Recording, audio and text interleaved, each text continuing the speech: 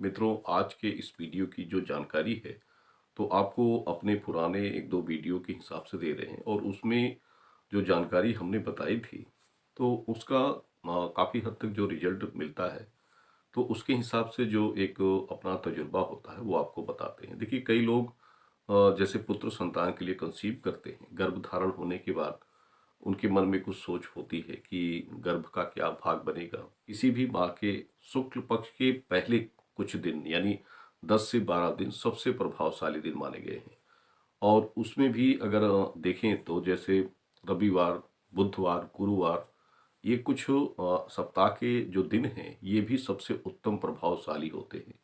तिथि की बात कर लें तो जैसे पंचमी हो गई, छठी हो गई, द्वादशी हो गई, अष्टमी हो गई, नवमी हो गई।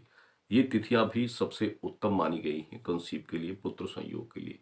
कृष्ण पक्ष का दूसरा सप्ताह सबसे प्रभावशाली दिन माना गया है। तो ये मतलब दिन और तिथियां हो गई, शुक्ल पक्ष और कृष्ण पक्ष हो गया। ये सबसे बड़ा योग समय होता है कि इसमें आपने गर्भ धारण कर लिया है। देखिए, कुछ नक्षत्र भी देखे जाते हैं, योग देखे जाते हैं। कुछ जैसे 27 और योग 27 नक्षत्र होते हैं। इसमें 11 योग, 11 नक्षत्र सबसे प्रभावशाली होते हैं या डेट आने की प्रक्रिया आपकी होती है, तो वो भी एक अच्छा चांस होता है।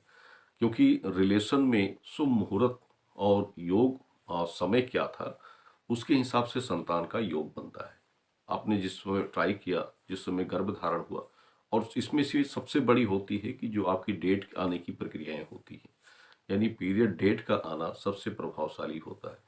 उस डेट में क्या योग थे, क्या नक्षत्र थे, वही आपके जीवन में दोनों संतानों के योग को बनाते हैं। जो आपके रिलेशन की प्रक्रियाएं होती हैं, जैसे आप जब गर्भ धारण करते हैं, तो उसमें भले ही आपका गर्भ धारण 1 से 2 दिन में ही हुआ, 3 दिन में ही हुआ, लेकिन उसका जो एक सही संयोग समय जब बन जाता है, तो वो सबसे अच्छा होता है। देखिए, शुक्ल पक्ष और कृष्ण पक्ष, ये दोनों चीजें सबसे बड़ा मायने रखती हैं दोनों संतानों की प्राप्ति के लिए। क्योंकि जब आप ये देखते हैं कि डेट के बाद आपको किस पक्ष में समय मिल रहे हैं गर्भधारण के, तो वो सबसे बड़ी बात होती है। अगर डेट के बाद आपको शुक्ल पक्ष के 2 से 3 दिन मिल जा रहे हैं कंसीव के लिए, वो चाहे पहले मिल जाए, जैसे छठवें से 8वें दिन तक या 10वें दिन तक मिल जाए, तो सबसे अच्छा होता है। या बाद में भी जैसे 14 दिन, 14वें दिन, 16वें दिन, 18वें दिन भी गर्भधारण के लिए शुक्ल पक्ष के दिन मिल जा रहे हैं या 20वें दिन भी मिल जा रहे हैं, तो अच्छा होता है। डेट का जो सर्कल होता है, जैसे कुछ लोगों का 28 से 30 दिनों का होता है, कुछ लोगों का 32 से 35 दिनों का होता है, तो उनके लिए जो 28 से 30 दिनों तक के लिए हैं, तो उनको चाहिए कि उनका एक लास्ट समय 18वां 20वां दिन, और जिनका उससे ऊपर जाता है तो वो 22वें दिन भी कंसीव कर सकते हैं, 24वें दिन भी कंसीव कर सकते हैं।